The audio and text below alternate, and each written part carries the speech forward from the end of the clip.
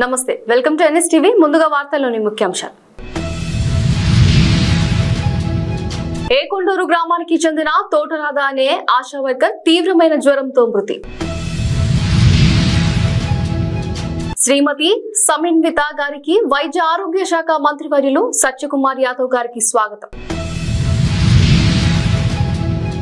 రైతు సమస్యలపై ముఖ్యమంత్రితో చర్చించిన కల్వకుర్తి కిసాన్ సెల్ అధ్యక్షుడు పర్వత్ రెడ్డి. అంగన్వాడీ కేంద్రంలో ఘనంగా సీమంత వేడుకలు. ఓయూలో నిరుద్యోగుల ఆందోళన.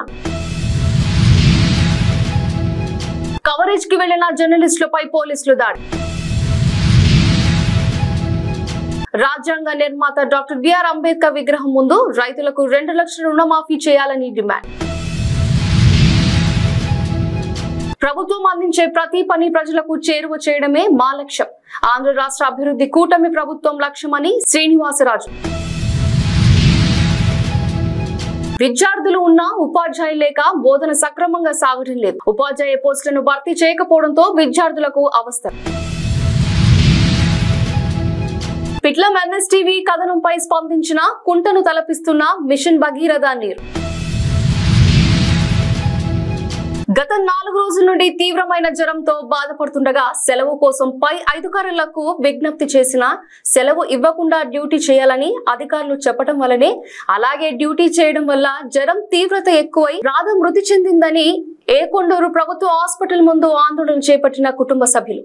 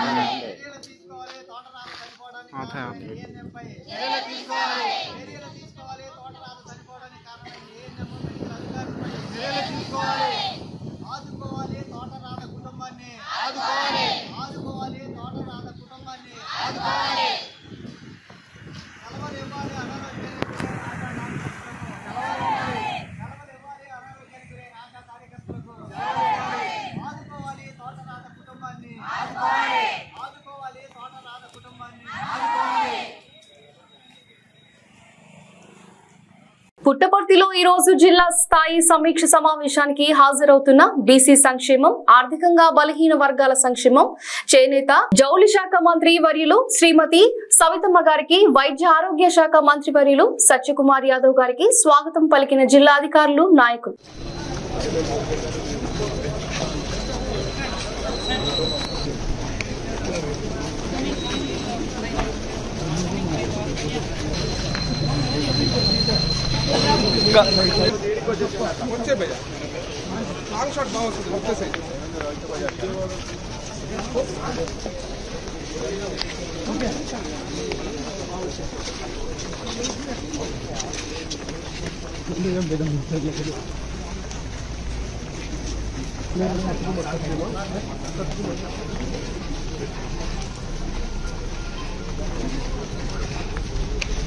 నాగర్ కర్నూలు జిల్లా వెల్లండ మండల కేంద్రంలోని కల్వకుర్తి కిసాన్ సెల్ అధ్యక్షుడు పర్వత్ రెడ్డి కాంగ్రెస్ పార్టీ కార్యాలయంలో మీడియాతో మాట్లాడుతూ నిన్న గౌరవ ముఖ్యమంత్రి రేవంత్ రెడ్డిని హైదరాబాద్ లో కలవడం జరిగిందని, మండల పరిధిలో నెలకొన్న రైతు సమస్యలపై ముఖ్యమంత్రితో చర్చించినట్లు తెలిపారు.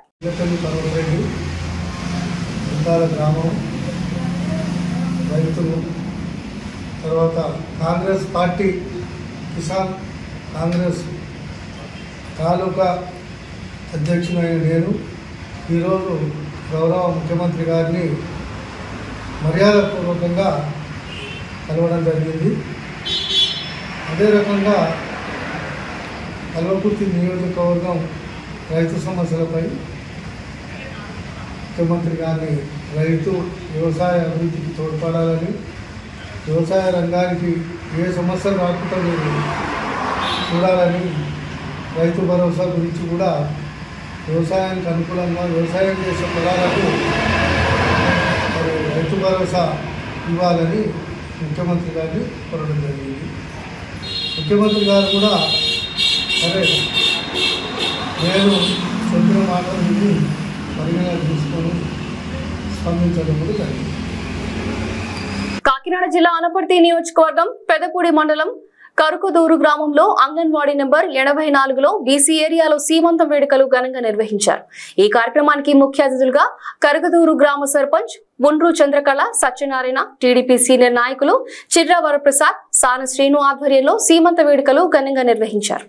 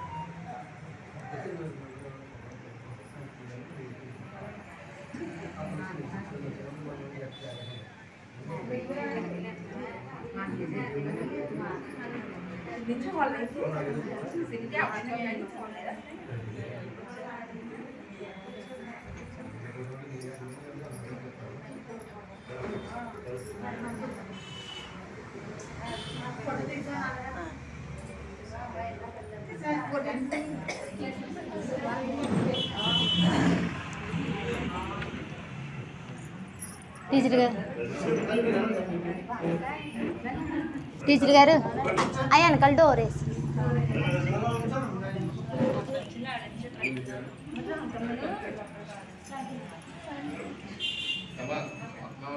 ఓయూలో నిరుద్యోగుల ఆందోళన. కవరేజ్ కి వెళ్లిన జర్నలిస్టులపై పోలీసుల దాడి చేయడాన్ని ఖండిస్తూ మంచిర్యాల జిల్లా కేంద్రంలోని ఐబీ చౌరస్తాలో TUWJH 143 ఆధ్వర్యంలో జర్నలిస్టులు నల్ల బ్యాడ్జీలు ధరించి నిరసన వ్యక్తం చేశారు.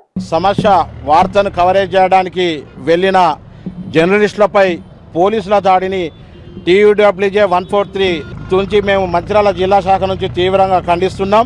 పోలీసులు శాంతి భద్రతలో భాగంగా ఏ విధంగా ఉంటారో జర్నలిస్టులు కూడా ప్రజా సమస్యలు తీర్చడానికి శాంతియుతంగా వార్త కవరేజ్ చేయడానికి వెళ్తే తీవ్రవాదుల లెక్క వాళ్ళను తోపులాట చేసి అరెస్ట్ చేయడాన్ని మేము దీన్ని తీవ్రంగా ఖండిస్తున్నాం. ప్రభుత్వానికి కూడా హెచ్చరిస్తున్నాం. భవిష్యత్తులో జర్నలిస్టులపై ఇలాంటి చర్యలు తీసుకుంటే మేము ఊరుకునేది లేదు, రోడెక్కవలసిన పరిస్థితి ఏర్పడుతుందని మేము వారికి తెలియజేస్తున్నాం. కాబట్టి జర్నలిస్టులపై ఎవరైతే పోలీసులు దాడి చేసిందో ఆ పోలీసు అధికారులపై వెంటనే చర్యలు తీసుకోవాలని మేము డిమాండ్ చేస్తున్నాం. భారతీయ కిసాన్ మోర్చా రాష్ట్ర శాఖ పిలుపు మేరకు జిల్లా కేంద్రంలోని రాజ్యాంగ నిర్మాత డాక్టర్ బిఆర్ అంబేద్కర్ విగ్రహం ముందు రైతులకు 2 లక్షల రుణమాఫీ చేయాలని, ఎకరానికి 15,000 రైతు బంధు చెల్లించాలని డిమాండ్ చేస్తూ రైతు సత్యాగ్రహ దీక్ష కార్యక్రమం నిర్వహించడం జరిగింది. భారతీయ కిసాన్ మోర్చా రాష్ట్ర శాఖ పిలుపు మేరకు నేడు రైతు సత్యాగ్రహ దీక్ష చేపట్టడం జరిగింది. ఎన్నికల సమయంలో కాంగ్రెస్ ప్రభుత్వం రైతులకు 2 లక్షల రుణమాఫీ చేస్తా అని చెప్పారు. ఎలక్షన్ కాగానే మొదటి సంతకం రైతు రుణమాఫీ మీద అన్నాడు. అది ఇంతవరకు దిక్కుదివానా లేదు. గత ఎంపీ ఎలక్షన్ల సమయంలో ఒట్లేసిండు, ఏడిపోతే ఆ ఊరు దేవుని మీద ఒట్టే చెప్పిండు. కానీ ఇంతవరకు దాని విషయంలో అనేక ఆంక్షలు పెట్టి దాన్ని ఎత్తేయాలని ప్రయత్నం చేస్తున్నాడు. వెంటనే 2 లక్షల రుణమాఫీ చేయాలి. అదే రకంగా ఎకరాకు 15,000 రైతు బంధు ఇస్తున్నటువంటి రేవంత్ రెడ్డి ప్రభుత్వం గత యాసంగి సీజన్లో 10,000 కూడా అందరికీ ఇవ్వలే, 3,000 ఎకరాల వరకే ఇచ్చిండ్రు. బేషరతుగా ప్రతి ఒక్కరికి 15,000 రైతు బంధును ఇవ్వాలి. అదే రకంగా రైతు కూలీలకు 15,000 ఇస్తామని చెప్పినటువంటి రేవంత్ రెడ్డి ప్రభుత్వం ఇంతవరకు ఏదైతే కూలీల విషయంలో ఇంతవరకు ఎలాంటి చర్యలు తీసుకోలేదు. అదే రకంగా అకాల వర్షాల వల్ల కావచ్చు, కరువు కాటకాల వల్ల కావచ్చు రైతులు పంట నష్టం ఇబ్బంది పడుతుంది. కాబట్టి కేంద్ర ప్రభుత్వం అమలు చేస్తున్నటువంటి ఫసల్ బీమా యోజనను తెలంగాణ అమలు చేయాలని డిమాండ్ చేస్తున్నాం. ఈ విషయంలో రేవంత్ రెడ్డి ప్రభుత్వం ముందుకు రాకపోతే దేశవ్యాప్తంగా ప్రభుత్వ ఆదేశాల మేరకు ప్రతి ప్రభుత్వ కార్యాలయాల్లో ముఖ్యమంత్రి చంద్రబాబు గారు మరియు ఉప ముఖ్యమంత్రి పవన్ కళ్యాణ్ గారి చిత్రపటాలు ఏర్పాటు చేయాల్సిందే. కానీ కొన్ని కార్యాలయాల్లో ఏర్పాటు చేయకపోవడంతో రాజంపేట జనసేన పార్లమెంటరీ ఇన్ఛార్జ్ ఎల్లటూరి శ్రీనివాసరాజు పర్యవేక్షించి రాజంపేటలోని ప్రభుత్వ హాస్పిటల్, ఎంఆర్ఓ కార్యాలయంతో పాటు ఫైర్ స్టేషన్, పోలీస్ స్టేషన్ లో ఏర్పాటు చేశారు. ఈరోజు కొత్త ప్రభుత్వం, కూటమి ప్రభుత్వం ఏర్పాటై 30 రోజులు అవుతుంది. ఈ 30 రోజులు, ఈ గడిచిన 30 రోజుల్లో కొత్త ప్రభుత్వం ఏదైతే హామీలు ఎలక్షన్లో ఇచ్చినారో ఆ హామీలన్నింటినీ వీలైనంత వరకు అన్నీ కూడా చేసుకుంటూ వచ్చారు. ఇంకా కొంత టైంలో మిగిలిన హామీలన్నీ కూడా నెరవేరబోతున్నాయి. ఏదైతే మాటిచ్చారో ఎన్డీఏ కూటమి ఆ ప్రకారంగానే ప్రతి హామీని కూడా గవర్నమెంట్ వచ్చిన వెంటనే క్యాబినెట్లో పెట్టి అన్ని హామీలు కూడా నెరవేర్చడం జరిగింది. సో అందులో భాగంగా ఈ 30 రోజుల ప్రభుత్వం పూర్తి చేసుకున్న సందర్భంగా ఈరోజు ప్రెస్ మీట్ పెట్టాలనుకుని మిమ్మల్ని అందరినీ కలవడం జరిగింది. అందరూ ఇక్కడికి వచ్చినందుకు ధన్యవాదాలు. అట్లాగే కొత్త ప్రభుత్వం ఏర్పాటైన తర్వాత ముఖ్యమంత్రి, ఉప ముఖ్యమంత్రి గారి ఫోటోలని ప్రతి గవర్నమెంట్ ఆఫీసులో పెట్టాలని నిర్ణయిస్తూ ఒక సర్క్యులర్ని జారీ చేయడం జరిగింది. ఆ సర్క్యులర్ ప్రకారం నెల రోజులైన పోయిన నెల 15వ తేదీన ఆ సర్క్యులర్ని ఇష్యూ చేయడం జరిగింది. కానీ ఇంకా చాలా వరకు గవర్నమెంట్ ఆఫీసుల్లో కానీ ఎక్కడే కానీ చాలా వరకు, అంటే నాకు తెలిసి ఒక 70-80% ఆఫీసుల్లో ఎక్కడ కూడా ముఖ్యమంత్రి గారి పక్కన ఉప ముఖ్యమంత్రి గారి ఫోటో అనేది పెట్టడం జరగలేదు. సో ఈరోజు మేము ప్రతి ఆఫీస్ని సందర్శించి ఆ ఫోటోలు కూడా మేమే తయారు చేయడం జరిగింది.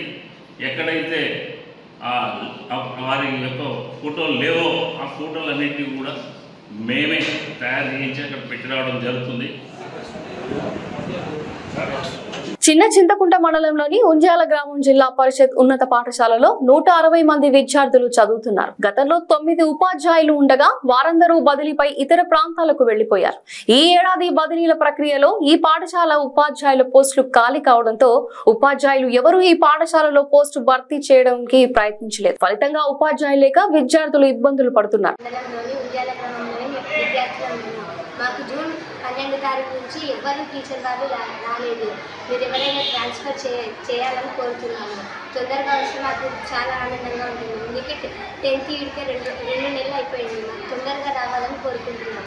నేను 8వ తరగతి చదువుతున్నాను. మా స్కూల్ నుంచి నెలలో వస్తుంది. ఇంకా ఉపాధ్యాయులు రాలేదు, 2 మాత్రమే ఉన్నారు. ఇంకా గవర్నమెంట్ స్పందించలేదు.